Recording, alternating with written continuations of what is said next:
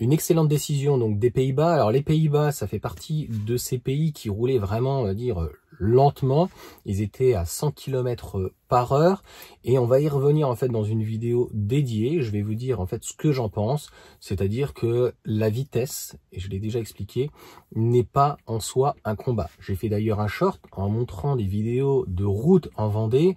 C'est 80 km/h. Honnêtement, tu peux même des fois ne pas dépasser 60, 70.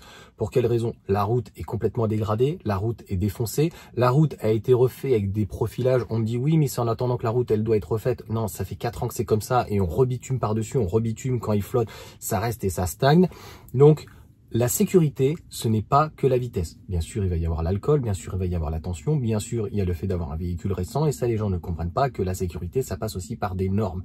Donc, ça ne passe pas que forcément par la vigilance ou la vitesse, puisque notamment sur les autoroutes, le nombre, je crois, d'accidents, c'est pas les morts, ça représente 5%. On sait très bien que les péages faisant que c'est très cher, eh bien, on a de plus en plus de camions qui sont sur les voies secondaires. Et bien sûr, tout ça est accidentogène pour différentes raisons. Le nombre de camions, le fait qu'ils passent dans des petits villages qui ne sont absolument pas adaptés, alors que les autoroutes le sont. Donc je pense que moi, je suis un partisan déjà pour 150 km/h et qu'on fiche la paix en fait aux Français, qu'on libère les autoroutes. Les autoroutes devraient être gratuites. Moi, président, et obligatoirement 3 voies, parce qu'on voit que le Français ne sait pas rouler, il sait pas se rabattre. Alors moi, on va me dire, oui, mais des fois dans tes shorts, on voit que tu roules au milieu. Bah ouais, je roule au milieu parce qu'en fait, ça me casse les couilles à chaque fois, et ou d'arche parce que je vais à gauche, parce que tu as des routes, tu sais, en Ile-de-France, tu connais peut-être pas, mais tu as des routes qui partent comme ça dans les deux sens.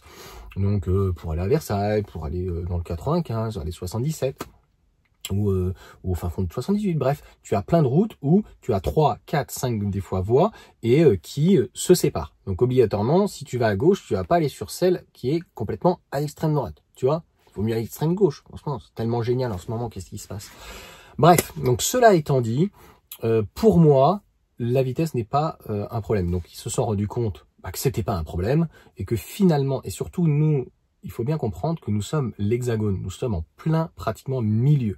C'est-à-dire qu'on va avoir certes des ports, mais on a l'Italie, on a l'Espagne, on a l'Angleterre, donc il y a un transit. Donc on a tout intérêt à ce que les gens aillent sur les autoroutes et non sur les voies secondaires et qui roulent entre guillemets le plus rapidement possible d'une manière sécurisée pour qu'on puisse fluidifier. On sait qu'aussi les péages, c'est ce qui crée obligatoirement donc des bouchons, ça peut même créer éventuellement des accidents et on sait, on peut pas empêcher, c'est la nature humaine, il y a un accident à gauche ou à droite, enfin souvent je pense à gauche, parce que nous on roule à droite, et bien voilà, ça va créer des fois un deuxième accident, donc ça c'est encore aussi quelque chose qui est problématique. Donc voilà en tout cas moi ce que j'en pense, et c'est une bonne décision. Je crois qu'il y a des endroits, je sais plus si c'est en Espagne ou en Italie, où c'est 150 km/h, on n'est plus autant des voitures des années 70, 80, 90, qui à partir de 120, 130 commençaient à vibrer.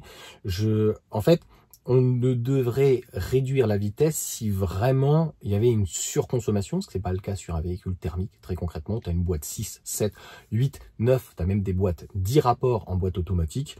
Et voilà, si le véhicule est relativement profilé et que c'est pas un parpaing, ça ne pose pas de problème. Là, sur modèle 3, modèle Y, moi en tout cas sur mon véhicule, je ne l'ai pas réellement testé. Et à mon sens, je vois pas voilà si ça faisait 2 kWh en plus. Enfin voilà, moi je suis favorable pour le fait que sur les autoroutes, en tout cas, on arrête d'embêter les gens et que on aille contrôler des choses à mon sens qui sont plus importantes, la ceinture, le fait bien sûr que les gens respectent les distances de sécurité, ça aussi donc c'est très important, donc les nouveaux radars peuvent le faire, la somnolence, l'alcool, et voilà, t'es pas un danger criminel à 135 ou 140, ou parce que c'est 80 alors qu'avant c'était 90, on était sur des véhicules qui étaient entre guillemets moins sécurisés. Donc voilà, c'est facile en fait de remettre tout encore une fois sur la vitesse. L'état des routes, c'est très très important. Quand on a une épingle, à un moment donné, on se dit on peut pas voir avec l'agriculteur, malheureusement on préempte ou pas, et on fait donc une route qui est un petit peu plus droite, on simplifie, on essaye de faire des voies, etc. T'as bien compris que surtout dans les villes et dans certaines agglomérations ou certains départements, tout est fait pour te faire chier, quoi. De toute façon, il y a des endroits où tu as des petites routes de campagne, c'est 90, tu te dis, mais de toute façon, tu es obligé, il faut s'adapter en tout cas à la vitesse. Voilà pour cette petite vidéo. Preuve en tout cas que nos amis donc hollandais sont en train de se réveiller. Le nord de l'Europe est en train de se réveiller et il serait temps vraiment que on voit les choses d'une manière globale. J'ai eu un commentaire d'ailleurs, quelqu'un qui est en Belgique, mais la Belgique, et notamment Luxembourg, ça fait très longtemps que c'est comme ça, où, c'est pareil en France maintenant, on met tout le paquet, on va bien, dans le politique, ça coûte cher, et dans le social, et pendant ce temps-là, en fait, on te dit, voilà, on va plus couper en fait l'herbe parce que c'est pour la nature, n'importe quoi. Bah ouais, mais bon, la nature, quand en fait elle a proliféré, et qu'après au bout de 6 mois, tu coupes, et que c'est de la jachère, c'est n'importe quoi. Dans ces cas-là, faites un pot à con, tu vois, enfin, vous êtes des abrutis, quoi. Et de l'autre côté, donc sur les routes, les nids de poules, les dos d'âne, enfin voilà, tout mal entretenu, et tout est fait pour t'emmerder. Tu vois bien que les routes sont de moins en moins larges, des fois tu peux pas passer quand il y a un camion ou quoi que ce soit, et c'est pas le problème du véhicule. Les routes doivent s'adapter obligatoirement au véhicule. Si ça passe pas dans les villages, eh bien on crée une bifurcation, tout simplement.